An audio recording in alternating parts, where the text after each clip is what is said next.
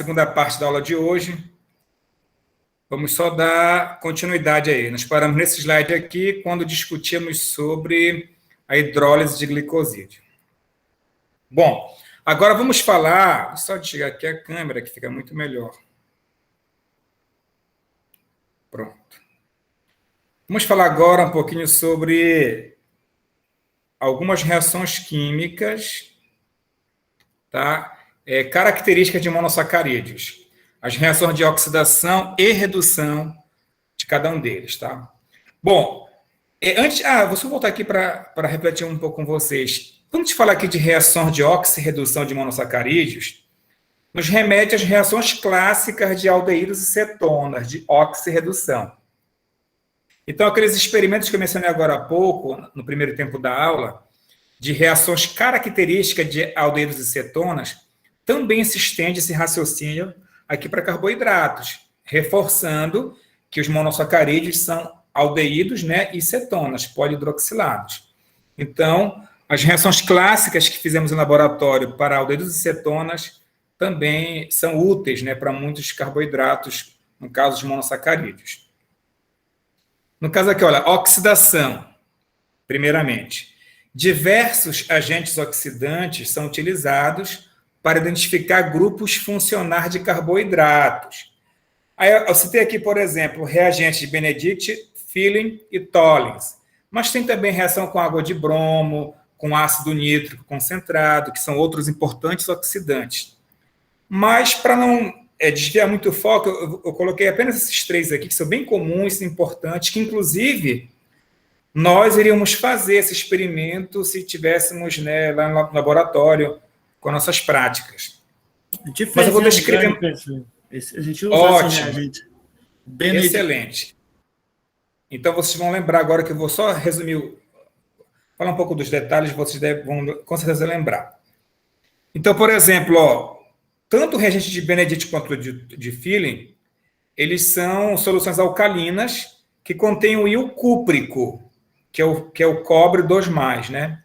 No caso do Benedict, é um complexo citrato cúprico, e de Fehling é o tartarato cúprico.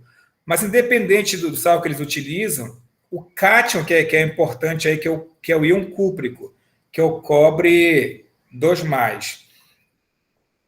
Então, em que consiste a reação química?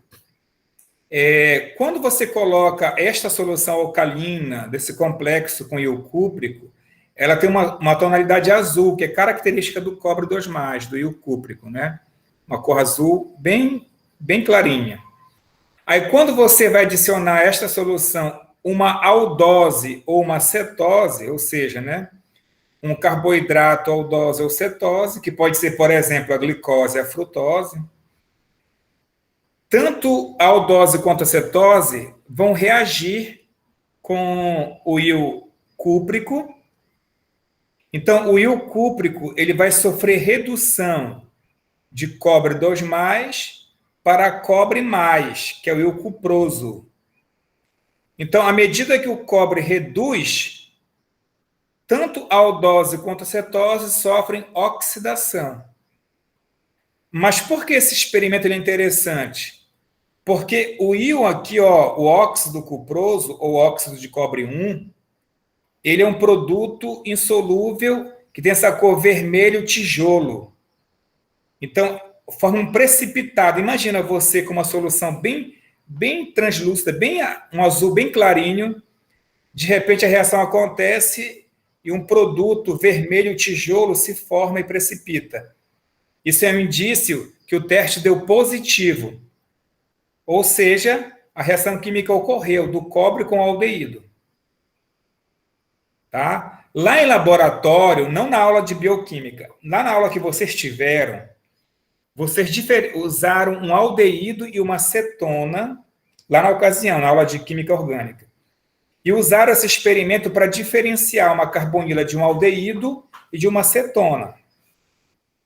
No caso, o teste ele vai dar positivo para aldeído e não positivo para a cetona. Ele oxida o aldeído. Aí você pergunta, mas professor, aqui a cetose ela é uma obviamente, cetona. E por que dá positivo? Só que aqui a gente tem outro detalhe importante, que é interessante. Uma cetose em solução alcalina, ela se interconverte numa aldose. Tá? Então, se você pegar uma cetose como uma frutose, por exemplo, e colocá-la numa solução alcalina, ela vai se interconverter, isomeriza, para uma aldose. E a aldose reage com o cobre e dá positivo o teste. Por isso que o teste da solução de Benedict e Feeling, ele dá positivo tanto para aldose quanto para cetose. Deu para entender? Bem interessante, né? E um teste muito legal de se fazer. No caso, o de Tollens, que é o espelho de prata, é outro bem legal também. No caso do reagente de Tollens, ele também é uma solução básica e contém esse cátion aqui, ó, que é o diaminoprata 1. É esse cátion que vai atuar como oxidante e vai oxidar o aldeído em ácido carboxílico, nesse caso, no iocarboxilato.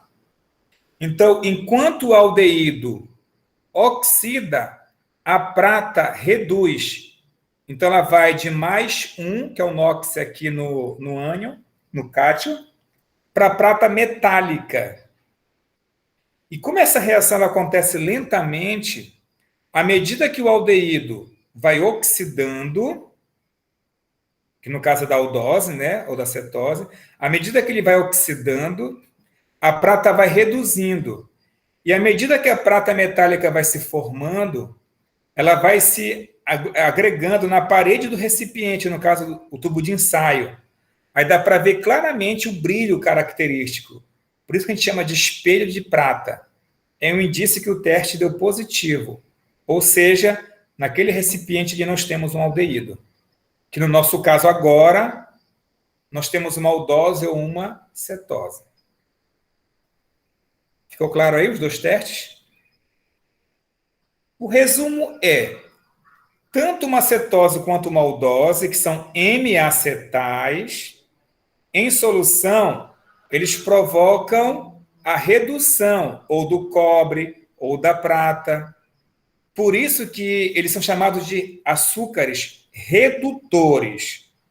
Tá? Então, olha só, os reagentes de Benedict, Feeling, Tollens são agentes oxidantes e, desta forma, fornecem resultados positivos com aldoses e cetoses.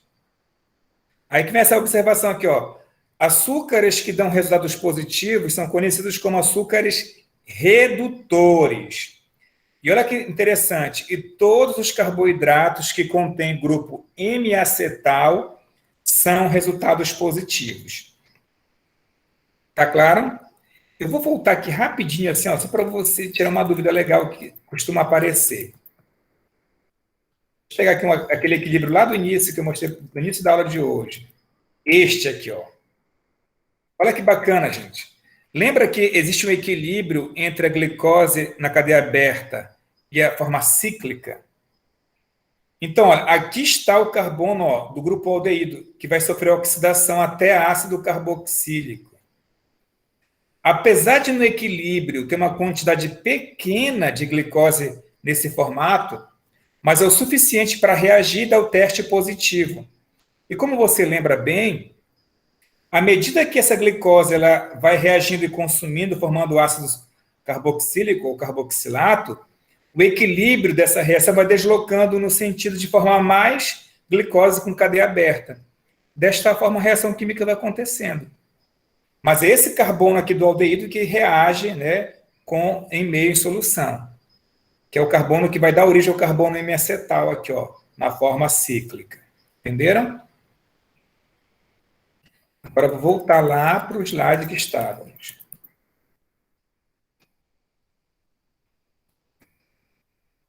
Pronto, estavam bem aqui, ó. Então, essa que é a observação, tá? Todos os carboidratos que contêm um grupo M-acetal, eles vão dar experimentalmente teste positivo. Muito bem.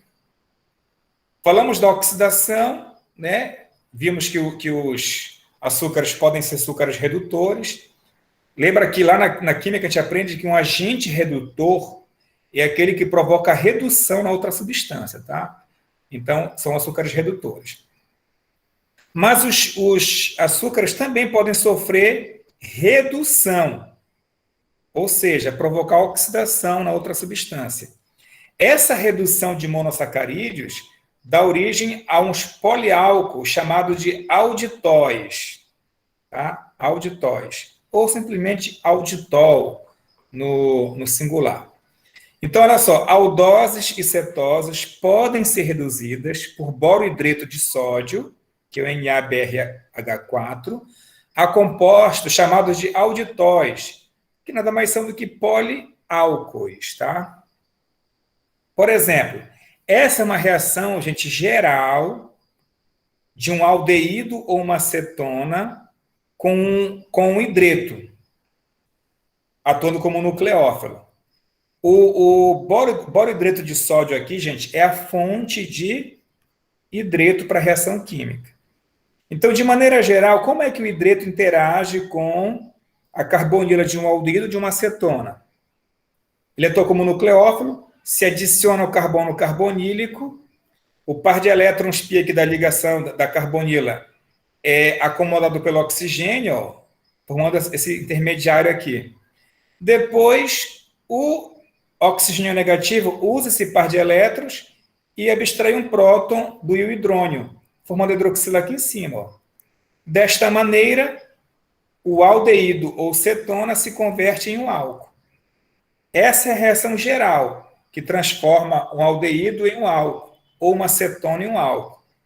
Aí você lembra, eu acredito que lembra, que um aldeído ele forma um álcool primário, né, e uma cetona forma um álcool secundário. Vamos ver agora este exemplo especificamente para os monossacarídeos. Olha só. É uma imagem cheia de informações aí, mas vamos com calma. Vamos começar aqui com a D-manose. Aqui à esquerda, tá bom? Olha, a D-manose, na presença de um redutor, que vimos agora há pouco, que é o borohidreto de sódio, na presença de um ácido. Esse aldeído aqui em cima, ó, função aldeído da D-manose, será convertido em álcool. Ok? Pelo mesmo mecanismo que vimos agora há pouco. Primeiramente, o hidreto ele se adiciona à carbonila e depois o oxigênio abstrai um próton do íon hidrônio para formar o álcool. Agora, esse álcool, que é um poliol, aqui, ó, várias hidroxilas, é um exemplo de um alditol. E ele especificamente se chama de manitol. Ok? Agora vamos olhar para o lado direito. Deixa eu mudar aqui a cor da canetinha. Agora vamos olhar aqui para a D-frutose. A D-frutose, como nós observamos, é uma cetona aqui. Ó. O grupo é uma cetona. Tá? Mas, de qualquer maneira, ela vai sofrer, vai interagir com o íon hidreto e vai se transformar em álcool.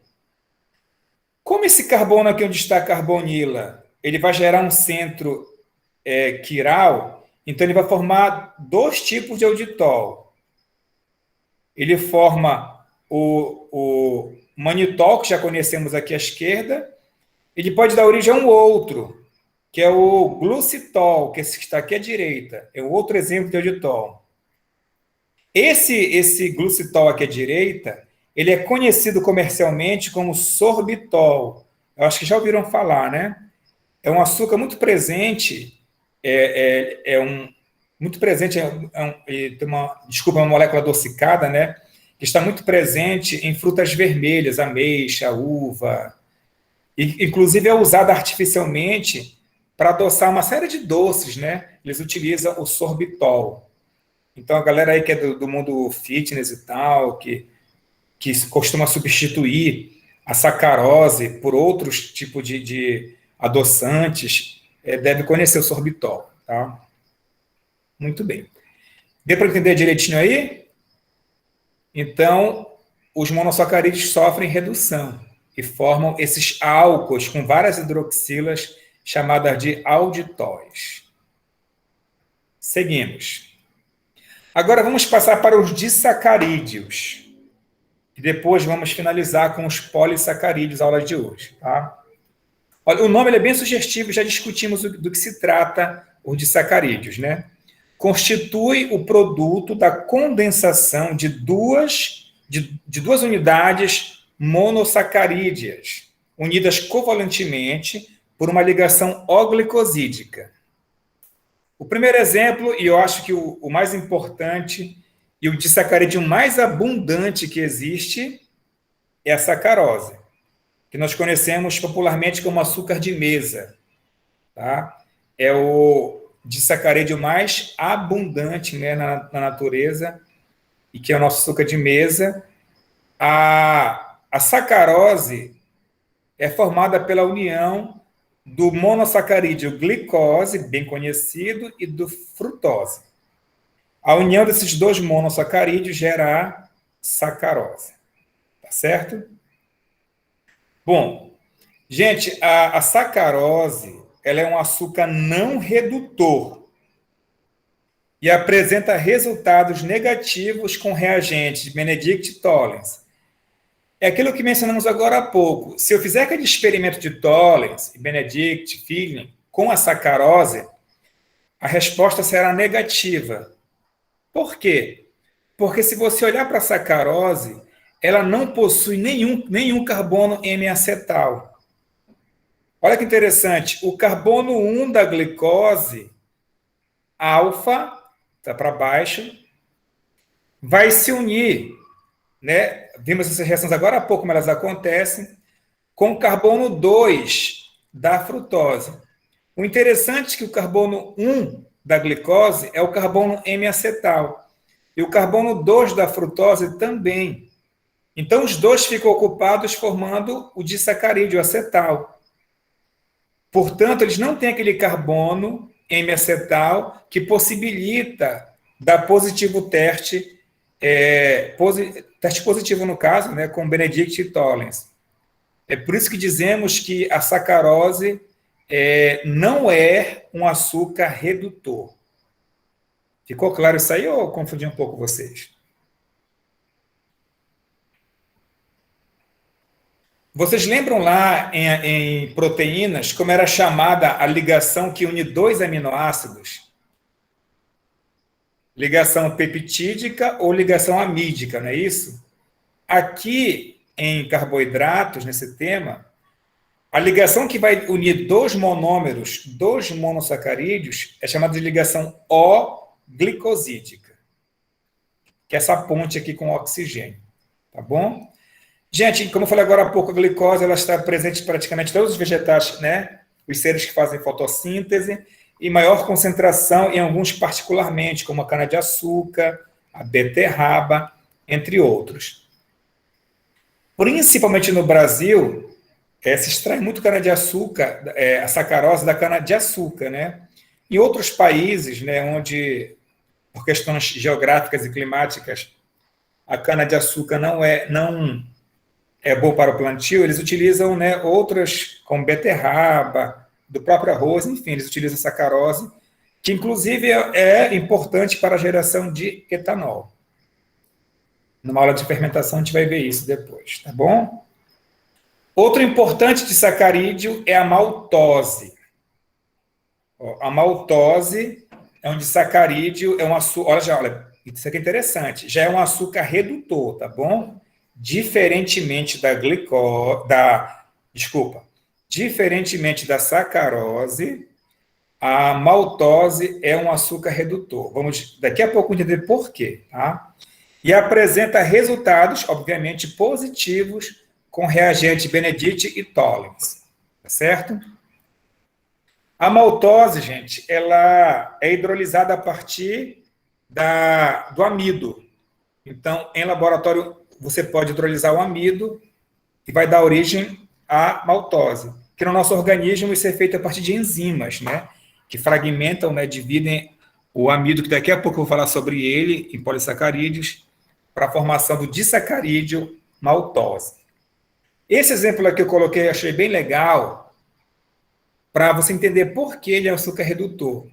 Olha que interessante. Primeiro, a maltose é um disacarídeo formado por duas moléculas de glicose, tá? Só que ela é entre o alfa-D-glicose com beta-D-glicose. Mas o interessante o que é aqui, ó, é que o carbono M-acetal da alfa-D-glicose vai interagir com o carbono 4 aqui, ó, da alfa-D-glicose. Ou seja, o carbono M-acetal, ele fica aqui, ó, intacto. Quando ocorre esta reação química e a formação da maltose, observe que o carbono 1 aqui dessa unidade de açúcar é um carbono M-acetal. É por isso que ele vai gerar o teste positivo diante dos reagentes Benedict e Tollens. É por isso que a maltose é um açúcar redutor. Então, imagine uma situação onde você tem a sacarose e a maltose e precisa experimentalmente identificar quem é quem. Esses testes de Benedict e Tollens poderiam ser usados para você saber quem é a maltose e quem é a sacarose, pois a maltose é um disacarídeo que daria positivo o teste, tá? E a maltose vem do malte, né, que é uma das principais matérias-primas para cerveja, por isso que é maltose, é o principal componente do malte, é o disacarídeo que está em grande concentração no malte. Né? É bom olhar para essa imagem aqui agora, hein, vocês, hoje, quinta-feira, tem gente aí que já está olhando para essa imagem, esse copo cheio. Bom, um outro muito conhecido de sacarídeo é a lactose. Eu acho que no nosso dia a dia, depois da sacarose, é a que mais se fala, né? Principalmente quando se associa às pessoas que têm, como é que chama lá? Tolerância, né? Intolerância à lactose. Eu vou explicar daqui a pouco mais ou menos sobre isso. Primeiro, vamos entender que a lactose é o disacarídeo encontrado no leite, tá? Constitui, em média, 4,5% em peso do leite da vaca e 6,5% do leite humano, tá? A lactose, semelhante à maltose, é um açúcar redutor. Pelo mesmo motivo, né? Nós temos ali o carbono M-acetal, que permite a reação, né, com, por exemplo, os reagentes Benedict e Tollens. A lactose é formada por uma unidade de galactose monossacarídica e a glicose. Ok? Então, todos os produtos lactíneos derivados do leite possuem lactose, exceto aqueles produtos específicos que eu mencionei agora há pouco, para pessoas que têm intolerância à lactose. Essa intolerância aí, na verdade, é porque, como nós sabemos, todo e qualquer disacarídeo, ao chegar no intestino, ele precisa ser, né, separado através da ação enzimática. Enzimas específicas são responsáveis por separar os dois monossacarídeos que depois serão absorvidos para a corrente sanguínea.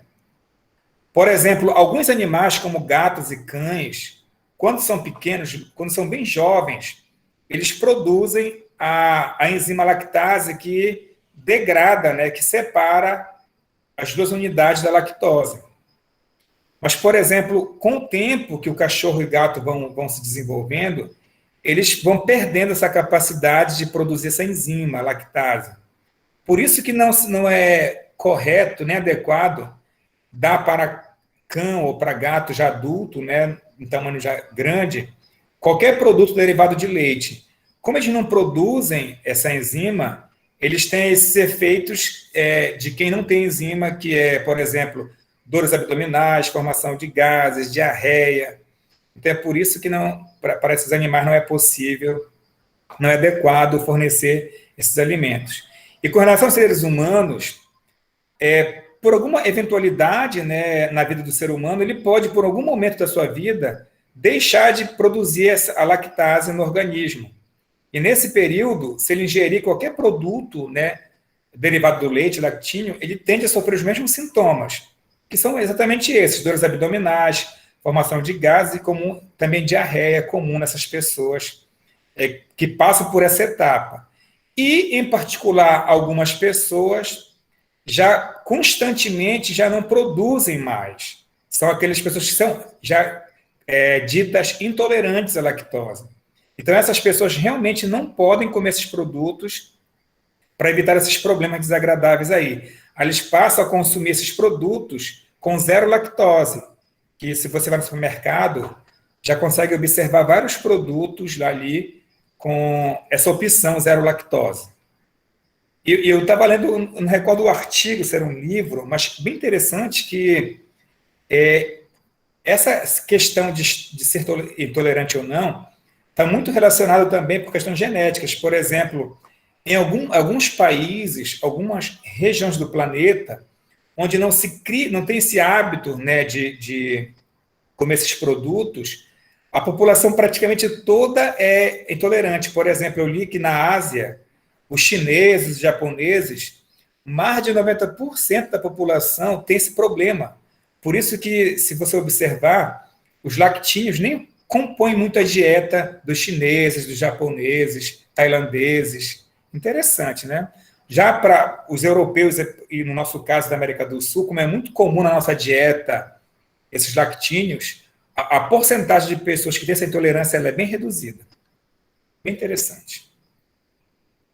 E o último tópico, gente, da aula de hoje, para fechar esse tópico de carboidratos, tinha falar sobre os polissacarídeos. O termo poli já nos remete a polímeros, e exatamente isso, né? Os polissacarídeos, eles são polímeros, onde o monômero já é bem conhecido, são os monossacarídeos. Os monossacarídeos vão se agregando através de ligações O-glicosídicas, e quando a cadeia fica extensa, numa cadeia, uma macromolécula de alto peso molecular, nós temos um polímero, que a gente chama de polissacarídeos. Os polissacarídeos também são conhecidos como glicanos. Consistem em monossacarídeos unidos por ligações O-glicosídicas. A maioria dos carboidratos encontrados na natureza ocorre como polissacarídeos, que são polímeros de médio e alto peso molecular. Essa imagem aí, meramente ilustrativa, eu coloco para vocês aí, é de um conglomerado aqui, né, de moléculas de açúcares, só para você ter uma ideia de um trecho, de uma extensão de uma cadeia de polissacarídeos. Tá? Que é um polímero, e nós, da área de química, já conhecemos bastante as características de um polímero. Bom, esses polímeros, eles recebem algumas classificações. Por exemplo, os homopolissacarídeos contêm somente uma única espécie monomérica. E os heteropolissacarídeos contêm 2 ou mais tipos de monossacarídeos. Por exemplo, o amido, que vamos ver daqui a pouco, é um exemplo de homopolissacarídeos, porque todos os monômeros que constituem ele são do mesmo monossacarídeo, no caso, a glicose. E tem uma outra classificação, olha, os homopolissacarídeos, eles podem ter uma cadeia não ramificada, uma cadeia linear, como também pode ter uma cadeia ramificada. Tá? E aqui também é válido para os heteropolissacarídeos. É quando ocorre, né, a presença de monômeros diferentes na cadeia.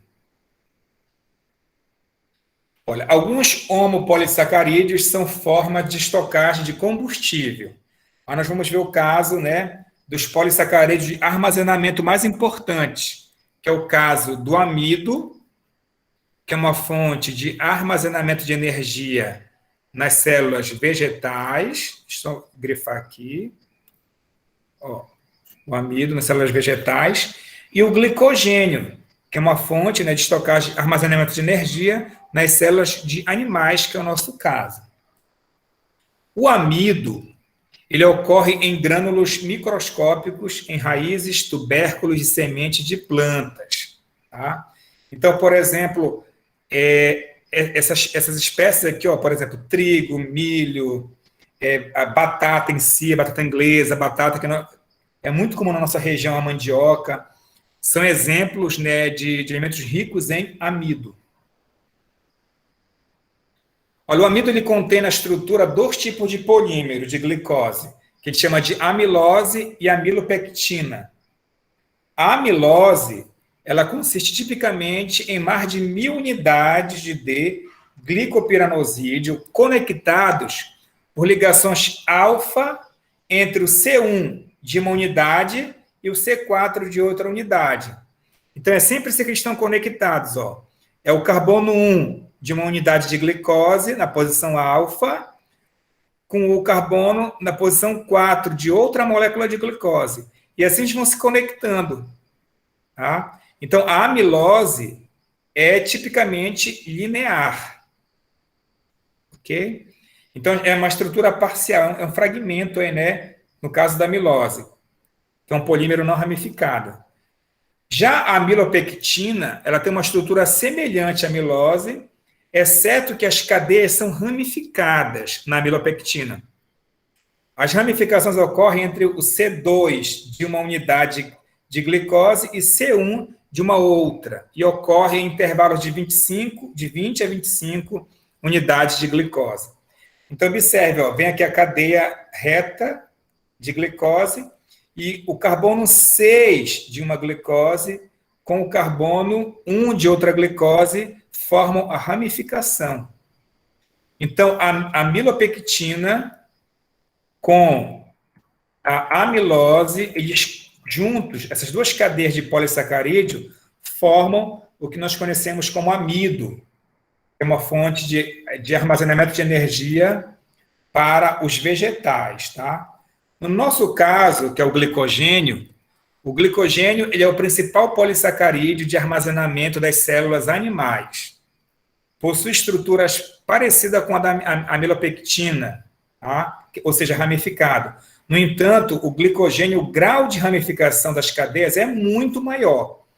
E isso é muito importante para a atividade no organismo dele a nível celular.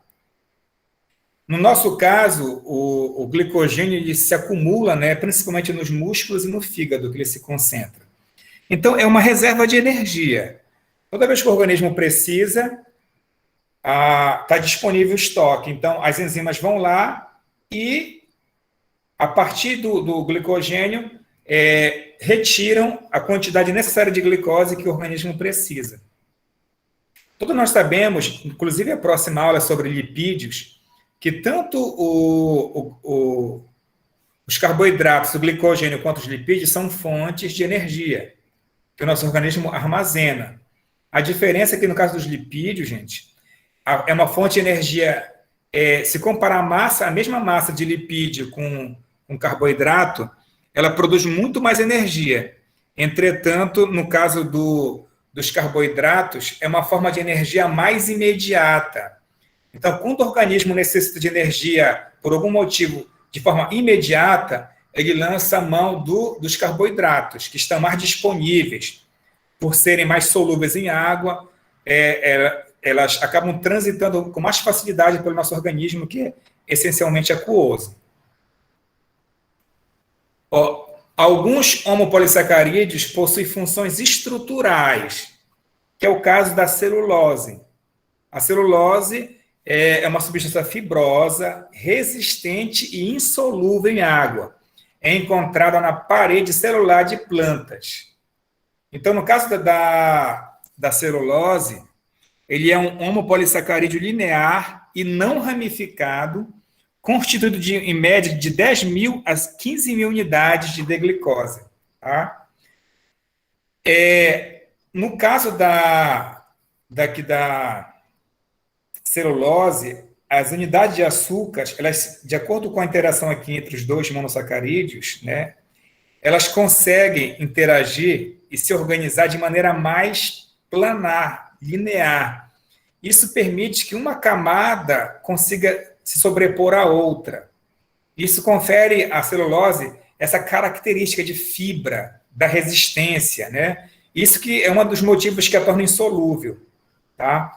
É por isso que ela é muito utilizada para gerar papel, fio de celulose, devido a essas características. E aqui, essa observação interessante, porque no nosso organismo, dos vegetais, nós temos enzimas específicas que conseguem degradar, por exemplo, o amido, consegue degradar o glicogênio, mas nós não temos nenhuma enzima que consiga quebrar esta ligação aqui, que possa degradar e separar as unidades de glicose presentes na celulose. É por isso que, se porventura alguém ingerir, um vertebrado ingerir a celulose, ele não vai conseguir digeri-la. E alguns animais, por exemplo, no caso do cupim, ele possui no seu organismo micro-organismos que têm essa enzima e conseguem degradar a celulose. É por isso que esses animais conseguem ali digerir, como nós podemos dizer, a madeira em si, né, que é rica em celulose. Aí aqui tem um exemplo interessante aqui, só para você não associar. Olha, a amilose, principalmente no amido, ela cria esse formato aqui, ó, globular, aqui, ó, esférico, arredondado. E olha como fica, no caso da celulose, a estrutura bem planar, formando folhas mesmo, né? Isso confere muitas características e propriedades que nós conhecemos da celulose. E aqui nós temos alguns polissacarídeos, no caso, homopolissacarídeos, que possuem funções estruturais, nesse caso. Desculpa, só para concluir aqui, só para mostrar as imagens, né, das aplicações. Todo mundo, nós sabemos que o algodão é essencialmente celulose, a partir dele nós conseguimos produzir tecidos, fios, propriamente a partir da celulose produz papel, tudo isso em função dessas características que nós vimos da celulose, da interação entre os monossacarídeos e do formato, né, que se forma ali a partir da interação entre eles. Agora, assim, ó, a quitina, ela é o principal componente do exoesqueleto duro de aproximadamente 1 milhão de espécies de artrópodes. Para quem não sabia, gente, esse exoesqueleto, essa caixa aqui dura desses besouros, lagosta, de caranguejo, né, que é realmente muito rígido e duro, é um carboidrato chamado de quitina, que é um polissacarídeo. A única diferença deles, para os demais que vimos agora, principalmente, é que eles apresentam aqui no lugar da hidroxila, gente, olha, esse grupo aqui, ó, que é uma função amida. Perceberam aqui, ó? Mas é esse polissacarídeo que forma esse material altamente rígido aqui, ó, de alguns artrópodes, insetos, de alguns crustáceos, etc. Bem interessante. E Oi, pode falar. A quitosana também ela pode ser considerada um polissacarídeo, né? Não entendi. A quitosana também ela pode ser considerada um polissacarídeo, né? Eu não recordo agora, mas esse nome não me é estranho, mas eu posso verificar. Deixa eu logo verificar aqui, rapidinho.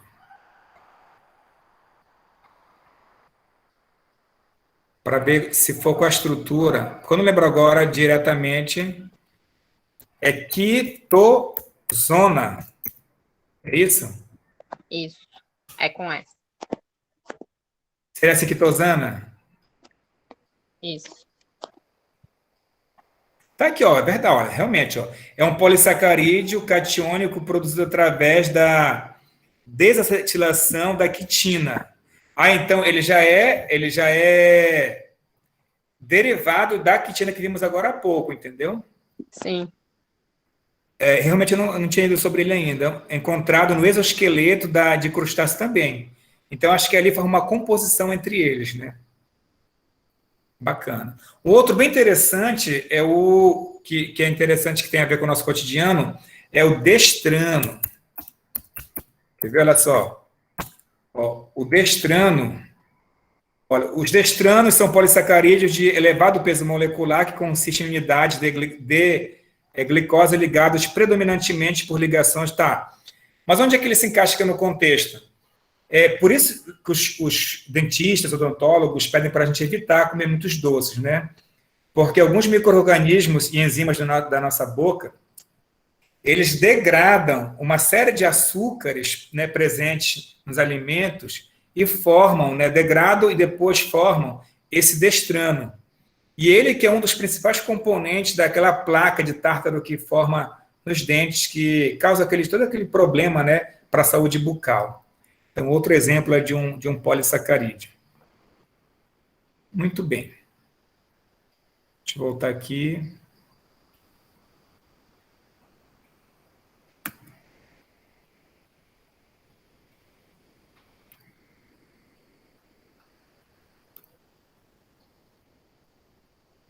Sim, galera. Então, nesse ponto aí, eu acho que o que nós vimos foi o suficiente, bastante coisa sobre carboidratos. Se você pegar um livro de bioquímica ou de química orgânica, verá que tem outras coisas, isso é óbvio, já discutimos, né? Nós estamos vendo o que te julga mais assim relevante. Eu tentei dar, no caso, como nós somos de química, né? Eu tentei o máximo possível trazer um pouco para a química, mostrar alguns mecanismos, algumas reações características, né? Eu acho que é bem importante. Mas você pode também entender para o lado mais da biologia e analisar mais os mecanismos. Como bem falou o Dayan agora há pouco sobre a questão do metabolismo, mas isso a gente vai ver na próxima aula, depois de lipídios, em glicólise. Voltaremos a falar sobre carboidratos.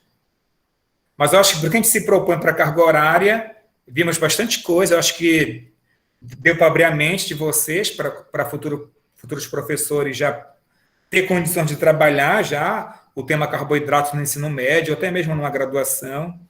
Agora, obviamente, cada um vai pegar um livro, né, depois vai se debruçar e vai aprender outras coisas, outras aplicações, e eu acho que é por aí. Tá bom, Dayan? Você pode, então, interromper a gravação, que a gente vai depois, eu vou passar para você uma lista de exercícios, e que envolve, inclusive, carboidratos